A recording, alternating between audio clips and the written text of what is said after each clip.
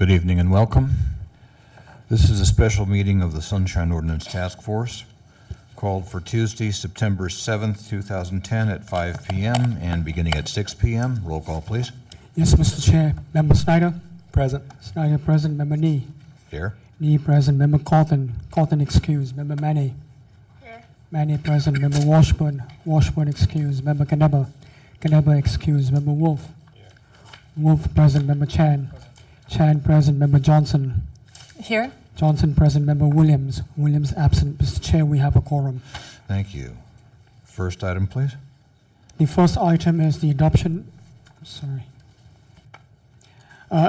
the 2009-2010 annual report to the Board of Supervisors. Okay. The chair will note that some changes have been proposed by Member Cawthon, particularly. These would appear in our agenda. I believe it's on page 16. And then also there are, I think, some updates that need to be made, which we can dispense with, I think, first. On page 4, where it says the task force has 11 seats for voting members, all of them are filled. That we should make that 10 of them are filled, crossing out Member Goldman's name and then putting a note afterwards saying seat number 7 is vacant due to Nicholas Goldman's recent departure to pursue law studies. I would propose that change. Next paragraph, or 2 paragraphs down, the task force has seats designated for ex officio non-voting members from the offices of the mayor and the clerk of the Board of Supervisors. The following sentence should be changed just to say both seats are vacant as this report is being written. Now,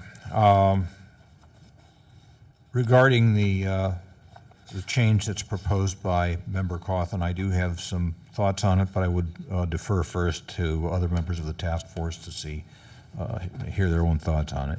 Anybody? Okay, these are my thoughts. Member Cawthon proposes in the task force as part of the report, the main part of the report, changing the 3rd paragraph under long-term issues. These would be on page 5 of our packet. Because this is not envisioned as an annual award, but as perhaps a one-time citation, perhaps to Senator Leland Yee and Bruce Brugman. But that takes it out of the long-term issues. It's no longer a long-term issue. It's a one-time thing. And I'm thinking that due to that, this paragraph should be either stricken or at least moved down somewhere else, where I'm not sure. And this also ties in with the paragraph in the Education, Outreach, and Training Committee part of the report. Now we're on page 14 of our packet. No, I'm sorry. Page...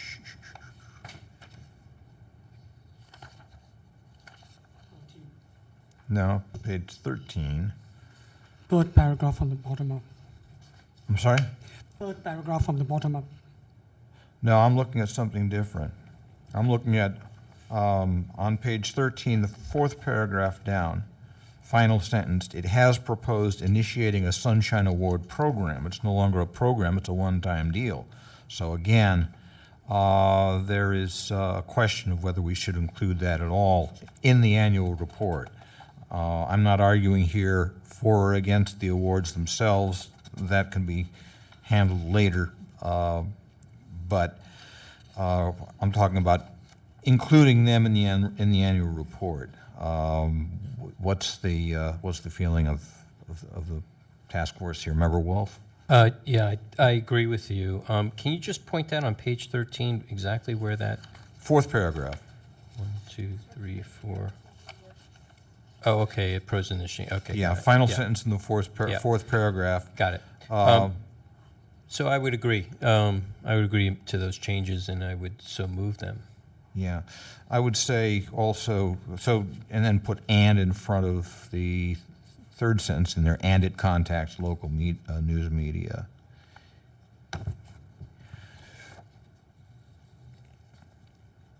And then one final change that I noticed on page 9, the membership composition of the Compliance and Amendments Committee. Member Johnson has agreed to fill in for Member Goldman at least until a new member of the task force is named, which we appreciate, Member Johnson.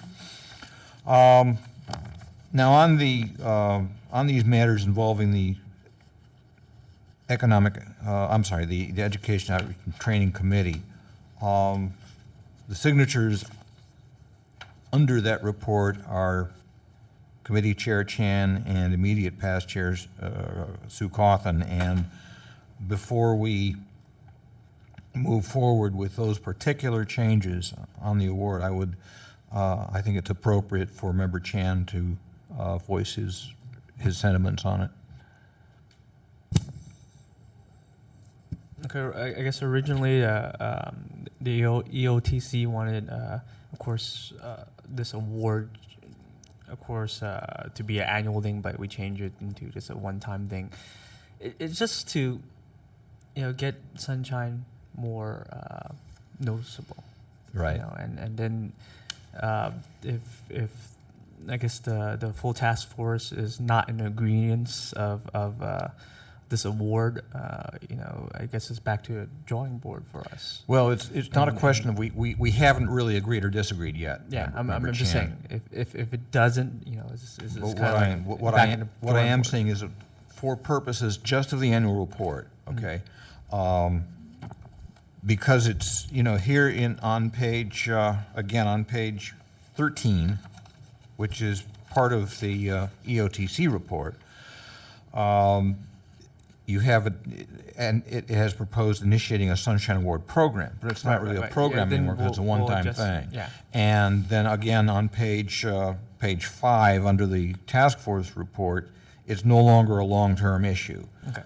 So what I'm suggesting here is that we just strike it from the annual report, and that's not at this point making a decision on the awards themselves. Okay, I'm fine with that. Okay, good. Okay. And then I think that takes care of it. Okay, so I have Member Wolf? something else. On page 14, you'll see in bold there's a statement, and I believe that is a statement that we have been struggling with, the issue around that we've been struggling with for many, many years.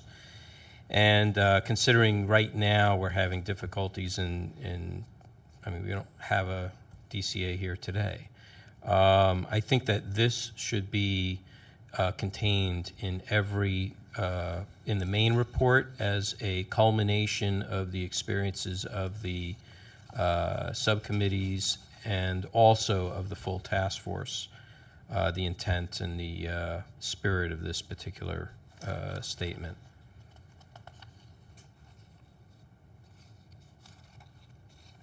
It's the only place that it's contained. If the EOTC is the only one that's experiencing that problem, I must not be at certain meetings where there is no DCA.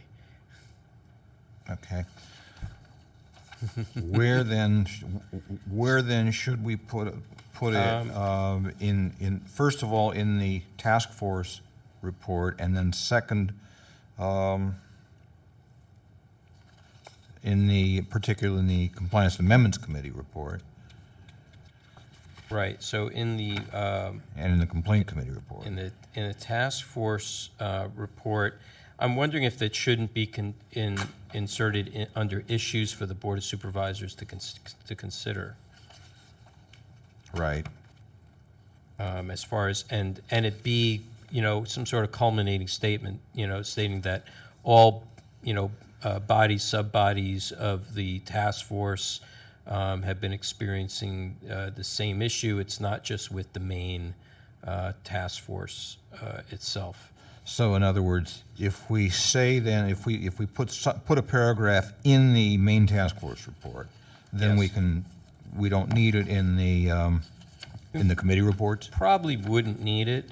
I don't think it would hurt to have a statement being brought forward by, the chair of each committee, but it's not necessary if we just say it in the main task force report. Either way, it's fine with me. Okay, Member Chan, how do you feel about that as chair of EOT committee? No, I'm fine with that. I'm sorry? I'm fine with that. Just having a kind of an umbrella paragraph then in the main task force report. Okay, what we could do then is on page 14, the boldface paragraph would be stricken. And then going back to the task force report, issues for the Board of Supervisors to consider.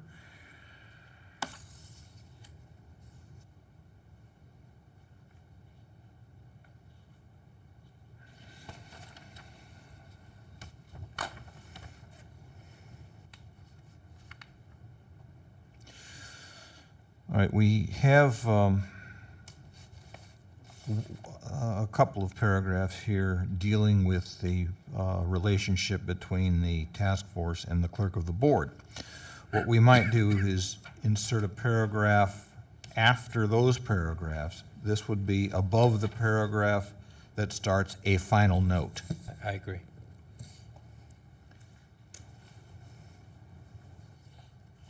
And what we would want to say is basically what the EOT paragraph says. The task force and all of its committees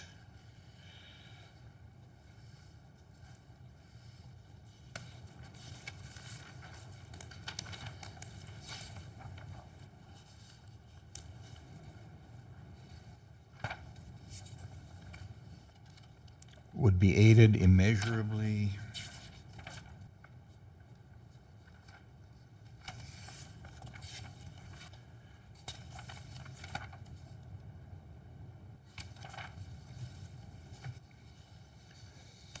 by the presence of a deputy city attorney at their meetings. Economy moves within the city attorney's office have eliminated the ability of the task force and its committees to rely on a legal voice to assist them at all times as they deliberate.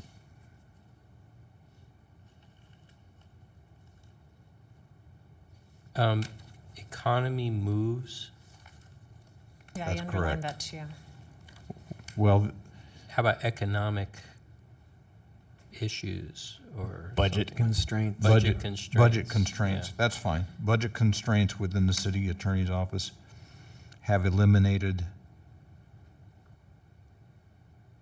their ability to rely on a legal voice to assist them at all times. As afforded by section, whatever section applies to the task force. Well, as they deliberate. Which section are we talking about here? I don't have my book in front of me, but the See, if we section. had a city attorney present now, he Yes. would know, or she. Right. Thank you, Chris. Well, I do have a copy of the ordinance here. And it would, I'm guessing it would be under Article 4.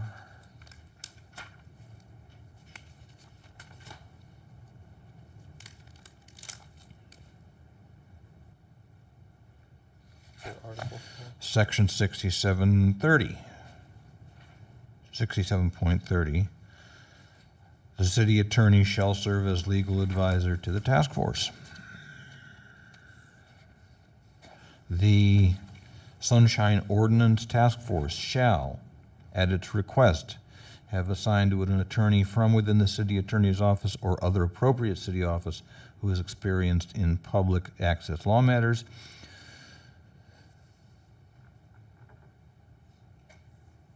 etc. So as provided in 67.30 of the Sunshine Ordinance. I have just a general question. Did Member Snyder? the city attorney's office used to provide somebody at all the committee meetings? All task force meetings and all committee meetings from start to finish. Until when?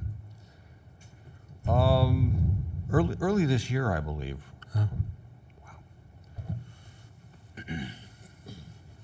Yeah, when I returned to the task force, I don't think I saw Jerry Threet the whole time until we all got reappointed or appointed.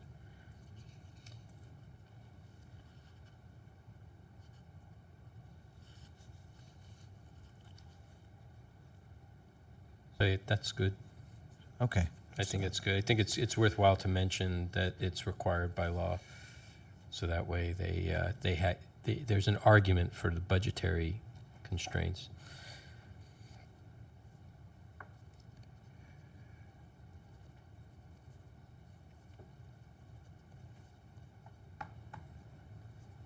That's all I have. Okay. I have a couple questions. Member Johnson? I was reading some of the previous reports. Will this one also have a list of the complaints? The task force, you're talking about the task force report or the committee report? The main task force reports. Some of the others had a list of all the complaints that were received. Okay, I thought that it might be useful to show the volume of correspondence also that, Chris gets, that the administrator gets. So I didn't know, they had a table of the complaints that were received during the time period. what we could do is have Mr. Rustum append the main task force report with a list of the complaints, as you do in the administrator's report. Append a list of complaints and that little, I guess it's Microsoft Excel table that you have.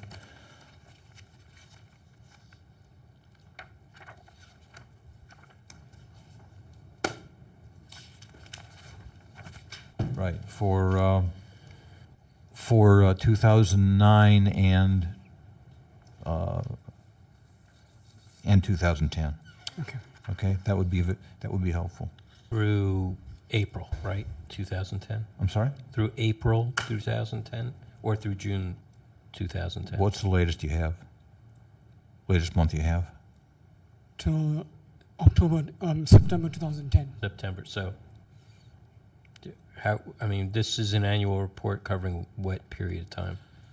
2009. Well, Yeah, it's but what month? It's 2009 and part of 2010. Okay.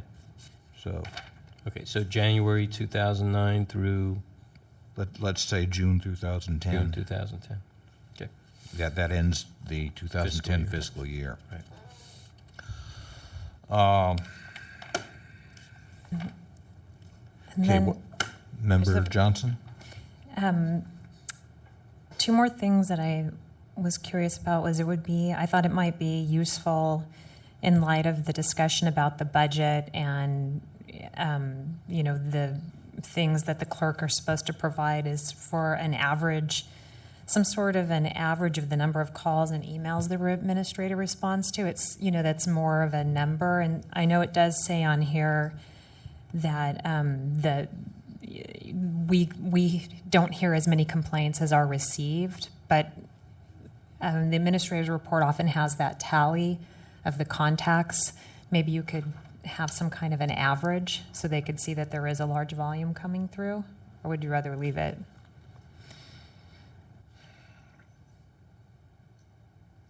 If we had some precise numbers, obviously be helpful.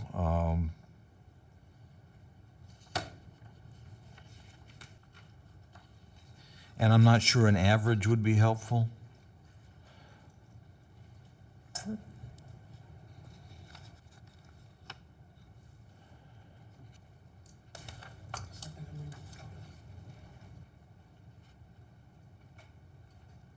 Yeah, he, like, I remember from July 21st, 2010 to August 17th, he responded to approximately 387 calls, emails, and office visits. So you could put, you know, if you had that, you have that each month, right? So you could get a quick average of, you know, that's just the things he handles during his, I don't know if that would be useful or not, but that's something that they could actually see the work that's being done. How easy or difficult is that for you to include, Mr. Rustum? I have all the numbers in the database. All I have to do is call it up and. Fine. Fine. Okay, what we would do, what we can do then is incorporate these amendments and then put them for final approval, I believe, at the regular meeting on September 28th. I have one And more. Member Johnson? Sorry. That's all right. Do you want to make a reference for the, I don't know if this is, you know, this was done before we were sworn in, but issues for the Board of Supervisors to consider, or maybe long-term issues, a reference to the city administrator, the discussions we've had with them about revising and educating the departments about the index? Oh, the index of records. Is that not in there?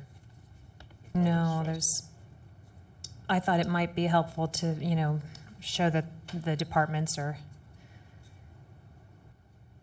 still not quite in compliance with that. And then later on, when we bring that up,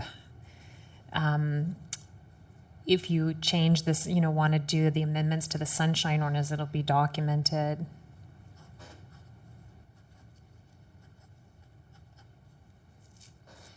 Okay, so under long-term issues then, that's what you're proposing? The task force, It'd just be another bullet. yeah, another bullet, the task force,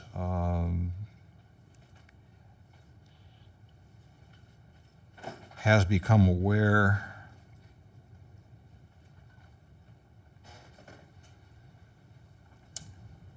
of the need to work with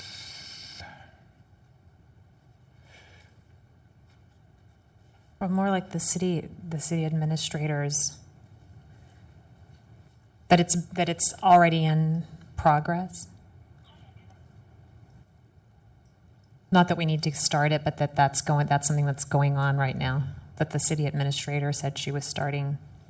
Okay.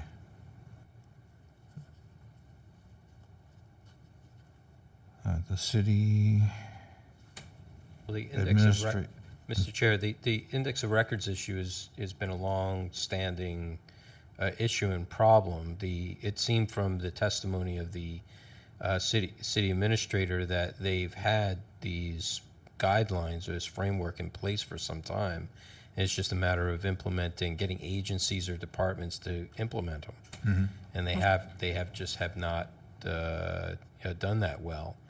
I think it's more about making sure that because I don't want to say that the city administrator, I think what you're saying is the city administrator is already doing this. Well, she said she was revising them.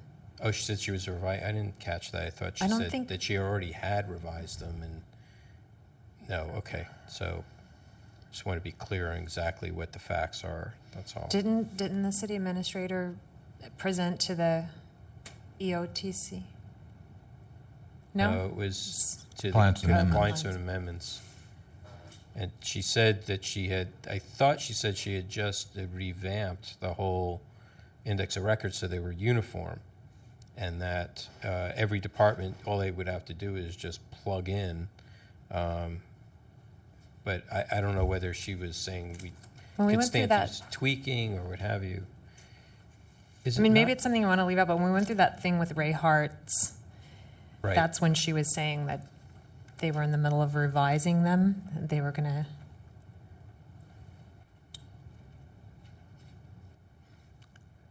work with the departments. Okay, so we could start we could title that little bullet Index of Records. Yes, Mr. Chair, on page 9, in the 1, 2, 3, Well, 4, fifth before, paragraph. go ahead. In the 5th paragraph, it just describes that without saying index of records.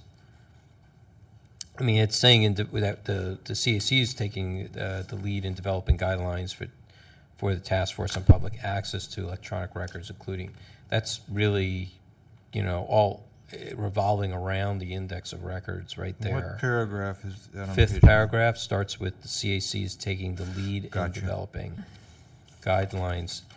This is the gist of the whole concept of making the index of records kind of a reality in the eyes of the public. So I don't know whether that, I don't know, maybe I'm conflating the issue, but I'm just saying there's kind of a reference. We could put it in there, but I think it would be useful to Oh no. incorporate that the city administrator has, admitted or agreed that the departments, some kind of documentation, so we're not kind of on our own holding them accountable. So if you could add a sentence in there, or it's fine there too. No, I'm saying not to put it here. Oh, But this is a move it? reference. This is the reference of that work. But I agree. I think the city, something should be mentioned about the city attorney, because that's the one who creates the index of records. City administrator. City administrator, yeah. Okay, so are we then going to add something into, Long-term issues. I think Long-term it should be issues. there as overarching. Yeah. And I'm sorry. and So would you pick it up then from the CAC report, or bring in separate language regarding an index of records? I mean, the only thing I think that could bolster it from the CAC report is to say that the CAC is taking the lead on helping to make this a reality. That departments and the Department of Technology is being engaged to ensure that the index of records is being created for every department, and that it's uniform, and that there's a process for updating and whatnot. I think it would be the only thing I would say. Okay, what I would suggest then is for Members Wolf and Johnson, Okay. each of you write something up that we can look at in the, at the September 28th regular meeting. Okay. But I would caution that, we don't want to, we really don't want to spend too much more time on this. We Right. need to get this report to the Board of Supervisors. Okay? And then there's just one more thing. I don't know if it's a typo or not. Please.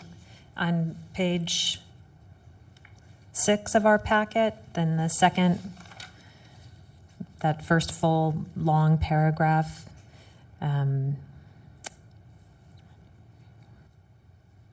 the 6th or 7th line down.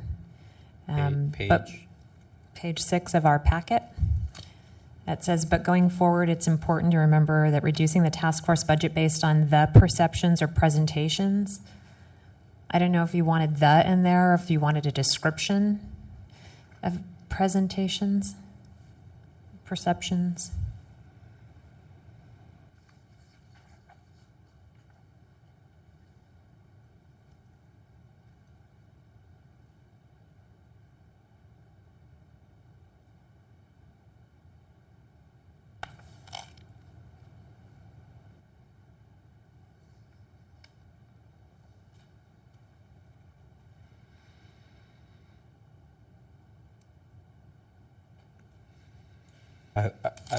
Mr. Chair, I would also again refer to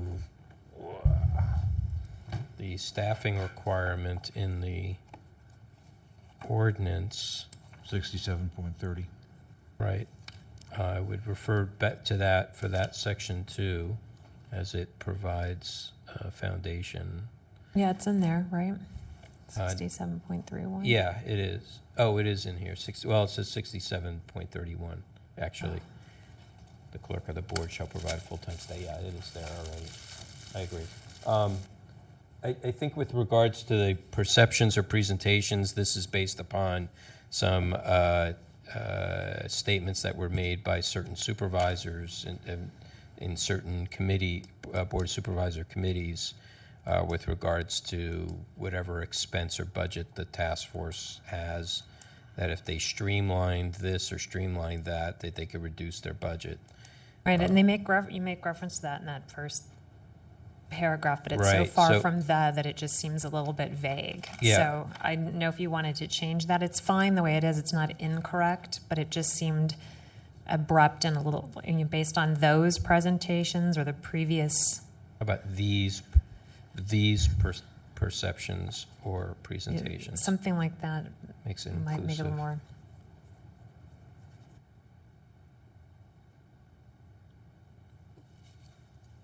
Okay, No, just change the word the to these. these, correct.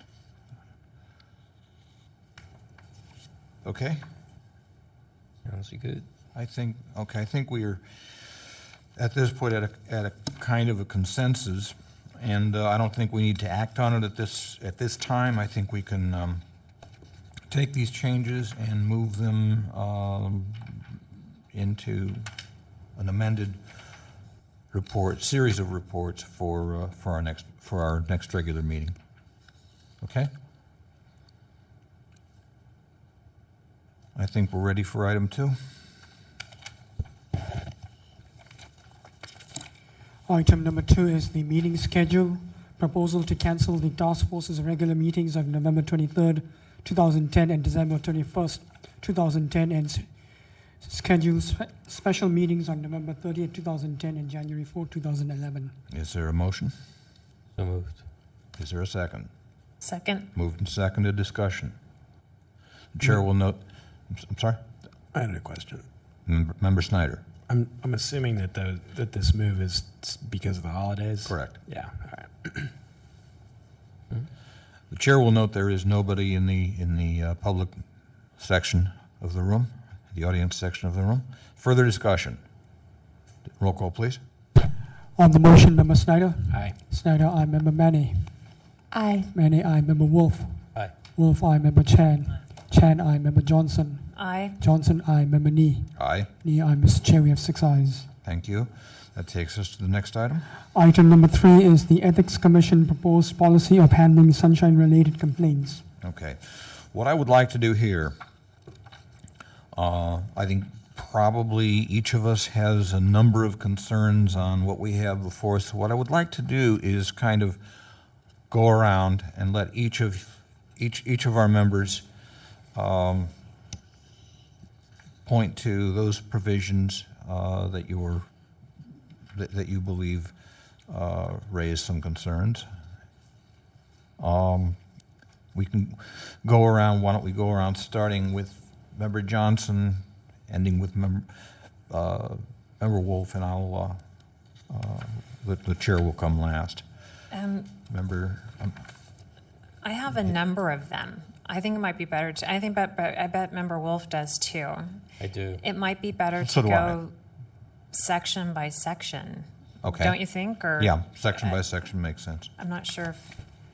Okay. Mr. Chair, Mem- if I can make a Member Wolf? suggestion, just, in the essence of time, and also to be able to have a full discussion about each of these sections, I'm wondering if we could just kind of discuss how far we want to get tonight, so that we have a time certain that we can end, because I think some of this is going to be more about philosophy of the purpose and the scope of the Ethics Commission, more than that would lead more towards suggestions for content change.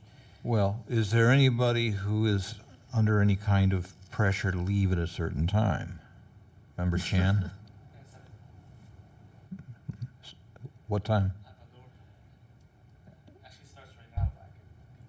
Okay, how late can you stay? Till 7?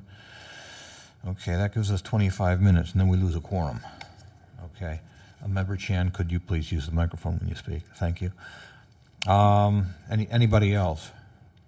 Member Panik. I have a deadline that I pushed back till around like 8 this evening.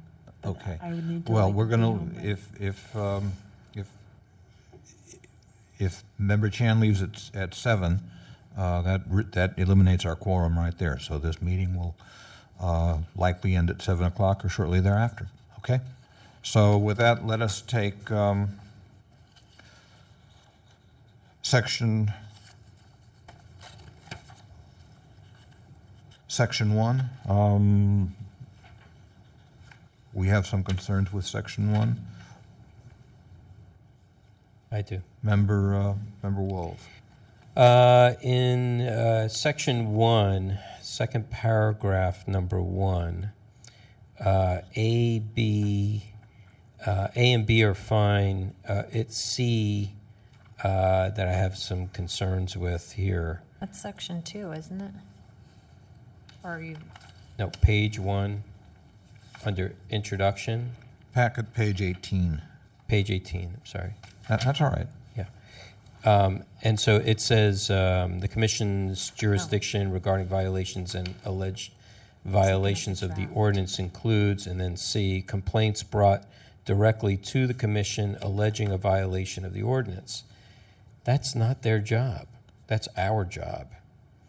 They should, anytime having received a complaint of violation to the Sunshine Ordinance, should refer it immediately to the Sunshine Task Force.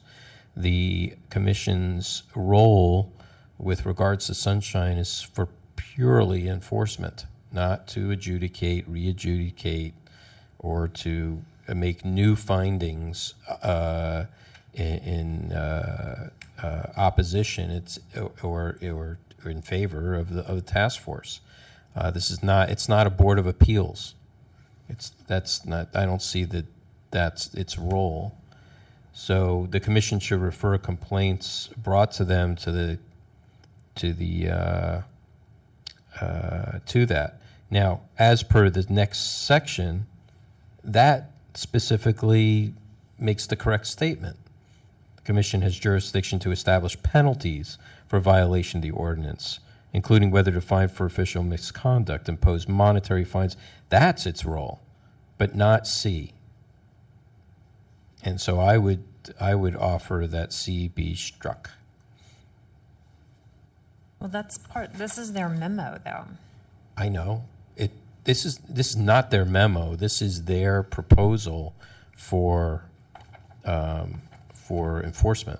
This is a proposal from John St. Croix, and I'm guessing that it was drafted by Richard Moe, the Chief Enforcement Officer. It says by Richard Moe, Chief Enforcement Officer, so perhaps...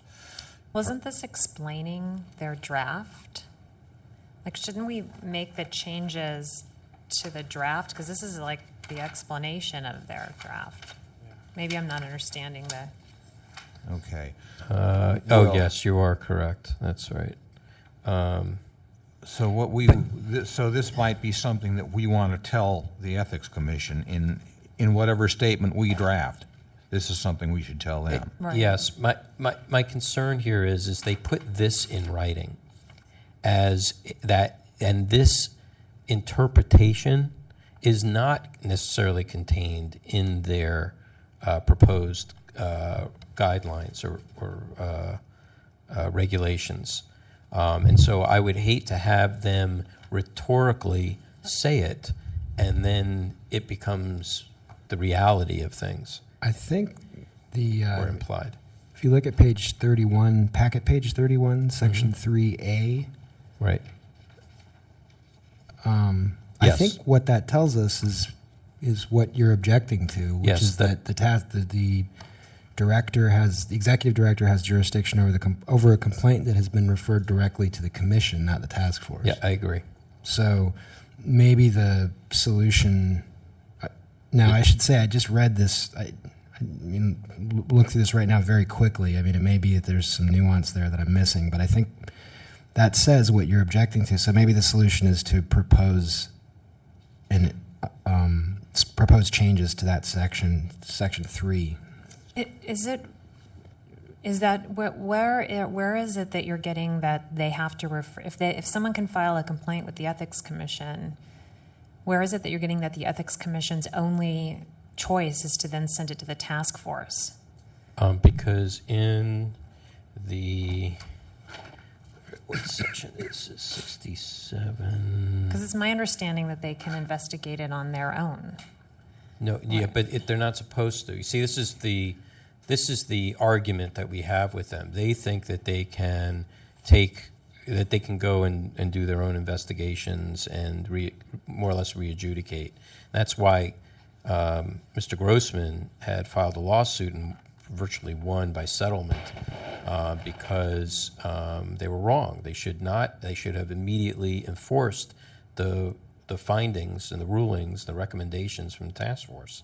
They weren't meant to re-adjudicate them. Member Wolf, I'm not sure that was what Mr. Grossman's lawsuit was about. I believe Mr. Grossman's lawsuit was about a request for records on the 14 complaints that had gone before the Ethics Commission, the 14 complaints that the task force had referred to the commission. My recollection, and someone will please correct me if I'm incorrect, but my recollection is that Mr. Grossman wanted the records of those complaints as the Ethics Commission decided them, and the Ethics Commission was stalling him on providing those records. That's right. But his thrust for doing that was because they had re-adjudicated them, and he wanted to know why. Right.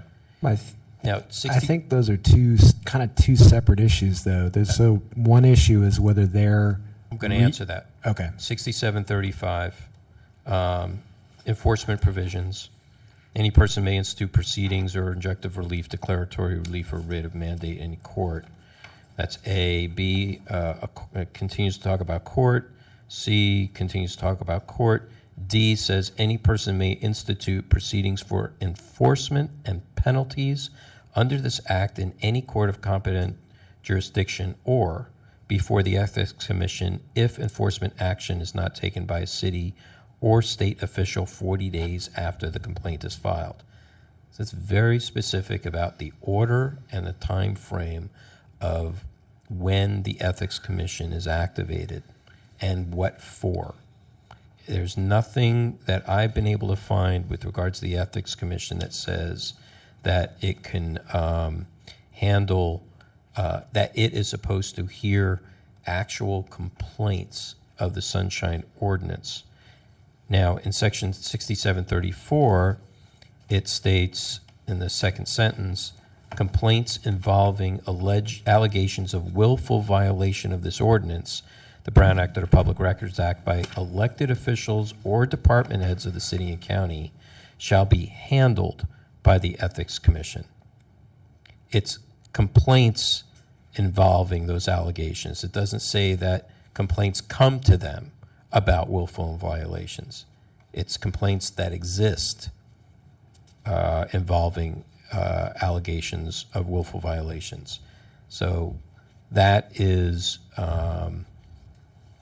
after we have found, made a finding of such a violation. Otherwise, I really have not been able to find anywhere else with regards to the Ethics Commission that they have any other authority. And reading everything they put in their document, it states that they do. They are claiming that they do. I think 6735D says any person may institute proceedings for enforcement and penalties under this act in any court of competent jurisdiction or before the Ethics Commission if enforcement action is not taken by a city or state official 40 days after the complaint filed. What I read that as saying is the Ethics Commission can hear original complaints. They have jurisdiction over original complaints because this says any person can institute proceedings, before the Ethics Commission, but then there are all these qualifiers once these steps have been taken. Enforcement and penalties. But That's after the fact. That's after a ruling comes. You don't impose enforcement and penalties Yeah, before okay. the case is tried. yeah. Well, they're going to get you for that, for not defining complaint in Prop G. Member Chan. Have the Ethics Commission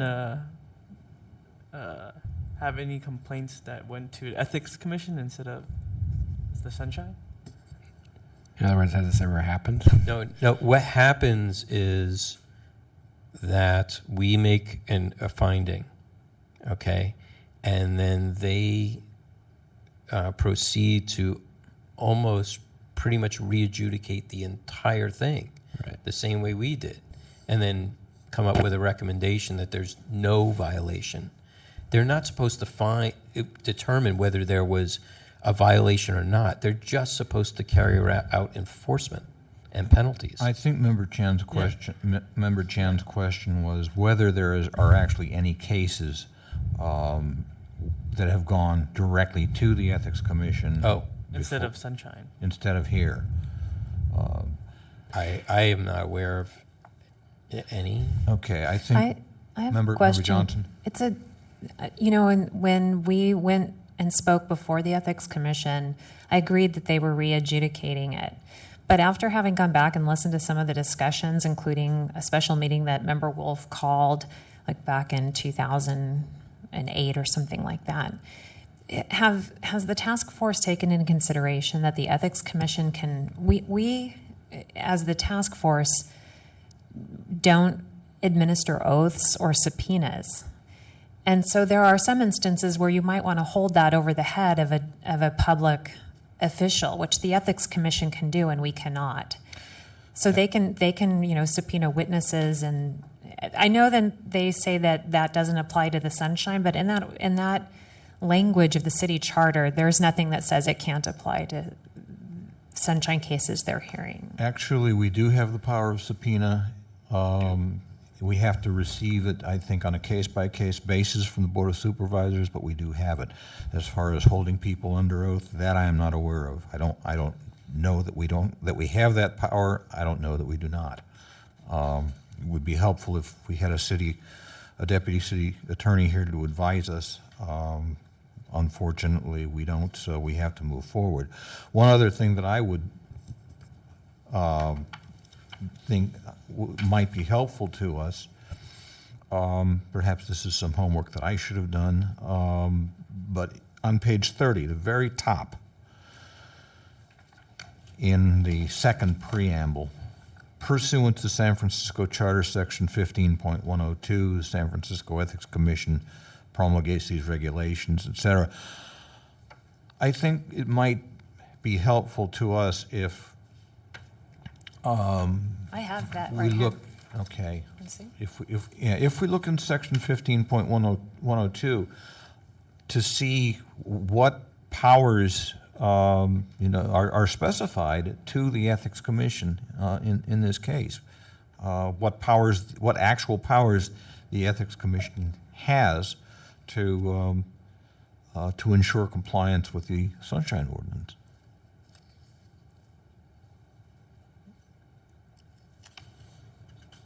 Shall we go through that? I mean, is it succinct? Well, it doesn't mention Sunshine Ordinance. It's short. It's rules and regulations.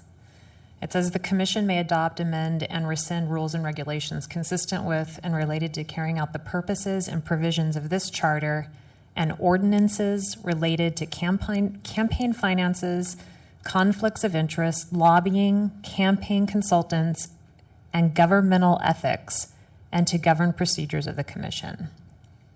There's no mention of Sunshine in there. No. It does say, in addition, the commission may adopt rules and regulations relating to carrying out the purposes and provisions of ordinances regarding open meetings and public records. Okay.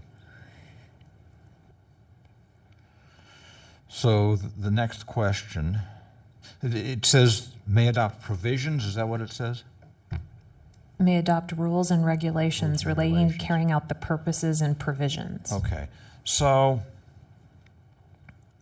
that raises another language. question that I think legal minds would be perhaps best suited to answer, and that is, would those rules and regulations, because they would be adopted under authority of the charter, would those rules and regulations then have the same power of the charter, particularly if there was a conflict between provisions in the charter and provisions in the Sunshine Ordinance?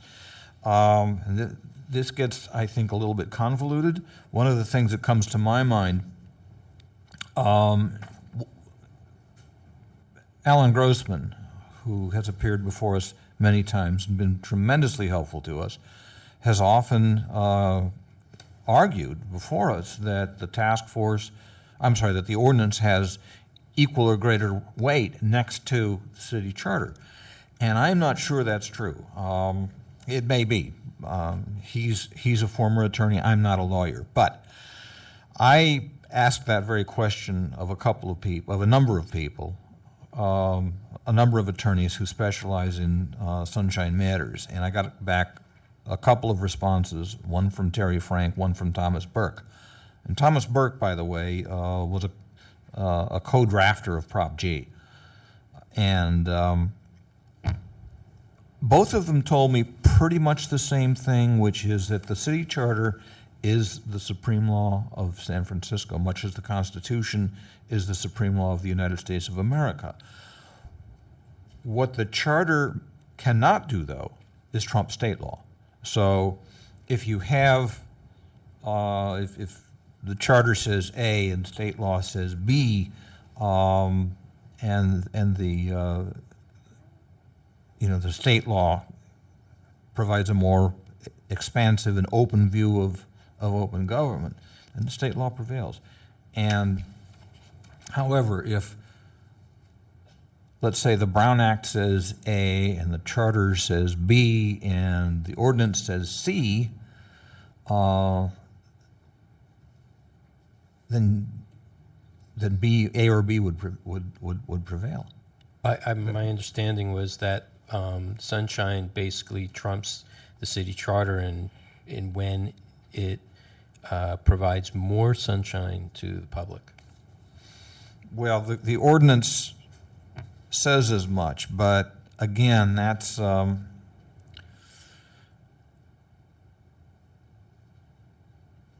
does 6736 say? that- Provisions of Sunshine Ordinance supersede other local laws. Whenever a conflict in local law is identified, the requirement which would result in a greater or more expedited public access to public information shall apply. It's Prop G. But Now, Prop- it's holding Sunshine being superior to local law. Well, but Prop G is part of the administrative code, and there's a question there of whether the administrative code can trump the city charter. I think, Member Chan. from my knowledge, I think administrative code, the Board of Supervisors could change it at any time without voters' approval. The city charter could, anything that is changed by the city charter has to be a vote.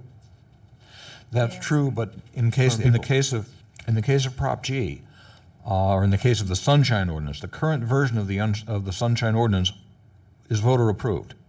Therefore, the Board of Supervisors is very, very limited in how it can change the Sunshine Ordinance. I mean, if there's any major body of changes to go in the proposed for the Sunshine Ordinance, must go before the voters, because what the voters give it, the Board of Supervisors cannot take it away. Right. But why did it go to the administrative code instead of a charter revision or a charter placement? Well, you would. Because I remember administrative codes could easily be changed. There were probably three people who could best answer that question. It's not here. Terry Frank, Bruce Brugman, and Kevin Shelley. Well, this is really about, where the jurisdiction hierarchy is, and in what supersedes, and what have you. I mean, the state law does give us the provision to expand, not narrow, state law. One of the few instances that we have that ability for sunshine. But Go ahead, please. yeah, so I'm just, my concern here is with regards to the Ethics Commission, whether the provision under 15102 gives them that additional authority, and in what scope. I mean, all this is so vague and very kind of poorly written with regards to being, getting any kind of specificity out of it. Just to say that the provisions of the Sunshine Ordinance supersede other local laws. It's, Okay, it's like which other local laws? It's like, is this a local law or is this something more than a local law? I think what we want to do, it's almost time, we're 5 minutes away from losing a quorum. So what I think we should be asking ourselves here right now is, regarding the point that Member Wolf originally raised, which would be to include in our statement, and to include in the task force statement, an objection to Article 1, Paragraph 1, Section C on page 18, and Article 3, Section A on page 31. Do we want to recommend, do we want our letter to state that those particular passages should be stricken? I'd be open to that. Is there any, I would move it. okay, is there a second? Moved and seconded. Discussion. The chair will note that there is, there is nobody in the audience section of the room. I think it would be Mr. Rustin. Mr. Chair, who seconded the vote? Who was the second? Member Chan was second. Thank you very much. Thank you. So Member Snyder? I think noting that the paragraph should be stricken is fine, and I would agree with that generally. I think it would be more powerful if we provided a justification in the ordinance and or the charter for striking it. It would just be a more persuasive argument than just saying get rid of that. Well, agreed. In our letter, we can provide our reasoning. Yeah, okay. That's what I wanted to ensure, because I think just saying get rid of it is not very useful. Mr. Chair, point of information. Member Wolf? Under Section 6730D, it says, in addition to the powers specified above, the task force shall possess such powers as the Board of Supervisors may confer upon it by ordinance, or as the people of San Francisco shall confer upon its initiative, for the purpose of hearing complaints and quasi-adjudication. Was that privilege given to the task force? I hate to put it out there in public, but I think it needs to be asked for the purposes of our discussion, because I don't have that history. Could you say that again? So under 6730D, it states, in addition to the powers specified above, the task force shall possess such powers as the Board of Supervisors may confer upon it by ordinance, or as the people of San Francisco shall confer upon it by initiative.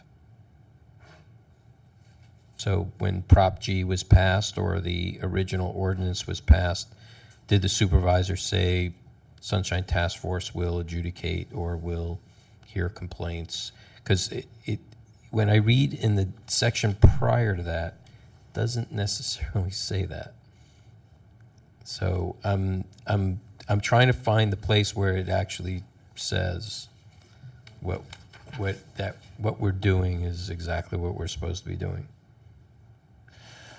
Prop G, I read Prop G, and I was looking for something else in here, and it doesn't define, as like the Ethics Commission is saying, it doesn't define any person, it doesn't define complaint. Complaint has never been defined in writing. Right. And so that is a difficulty in dealing with the Ethics Commission and some of the issues that you're talking about, and they've demonstrated that in here by pulling up the idea that these have never been defined, so they're going to define them.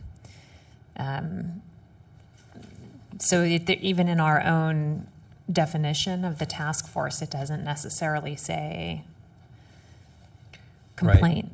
Right. I understand. With regards to the motion, I'm drawing a kind of a black hole here, because in regards to the ordinance in Prop G, it specifically says what the role of the Ethics Commission is to be. And that is after other enforcement agencies have been activated or have not responded to an activation. So, and it's specific to enforcement and penalties. What does it say in 67.30A? In terms of what our responsibilities are? No, in A does not, A only describes who the members of the task force are. B sets the term. C is what defines what we do. And it says it shall advise the Board of Supervisors and provide information to other city departments in appropriate ways to implement. It shall develop appropriate goals to ensure practical and timely implementation of the chapter. Task force shall propose to the Board of Supervisors amendments to this chapter. Task force shall report to the Board of Supervisors at least once annually any practical or policy problems. The task force shall receive and review annual report of the Supervisor of Public Records. I mean, the task force shall, from time to time, as it sees fit, issue public reports. All we really have to do is say that the ordinance doesn't authorize the Ethics Commission to hear complaints originally, period. We don't have to define what we do. Right. We can just say, look, your description of what the ordinance allows you to do is wrong, because the ordinance doesn't say you can hear an original complaint. It says you can hear a complaint after it has been adjudicated by somebody. In other words, you have enforcement power. You don't have the power to hear an original complaint. And then we don't have to get into what we are permitted to do under the ordinance. Well, that's one possible That solution. gets Go back technical to- because of that willful violation. If they can hear complaints about willful violations, No, they don't hear complaints about willful violation. they just enforce it. They just enforce it. It says existing complaints involving allegations of willful violations of this ordinance shall be handled by the Ethics Commission.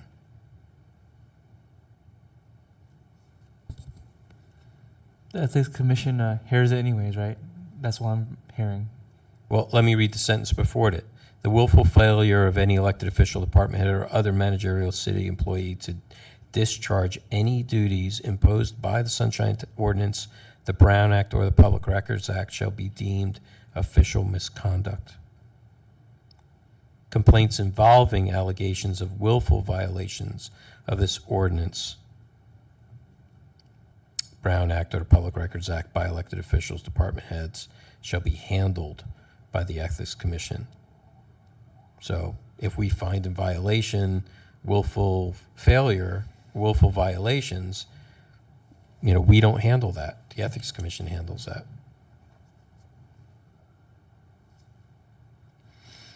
Well, I think what we're talking about now might be something that should be addressed when we go back to reviewing the ordinance amendments. Yeah, I agree. But I kind of agree with what Member Snyder said, that we should be focusing right now on, what the Ethics Commission may and may not do regarding sunshine. Mr. Chair, the only reason why I'm bringing this up is because of the introduction of 15.102, which has some language that says they have some ability to create guidelines and regulations with regards to violations of this ordinance. So I'm just, I'm trying to find a way to find their wiggle room. And is their wiggle room legal? Is it lawful? That's all. Okay. Further discussion? The chair will again note there is nobody in the audience section. Roll call, please. On the motion, Member Snyder? Aye. Snyder, aye. Member Manny? Aye. Manny, aye. Member Wolf? Aye. Wolf, aye. Member Chan? Aye. Chan, aye. Member Johnson? Aye. Johnson, aye. Member Nee? Aye. Nee, aye. Mr. Chair, we have 6 ayes. Okay. I believe since Member Chan has to leave us now, thank all of you for coming tonight. And what I would like to do is have another special meeting, either Tuesday the 21st or Wednesday the 22nd. I will put out a query on which date is better for our members. Hey, Han, Move to adjourn? do we have EOT? Okay.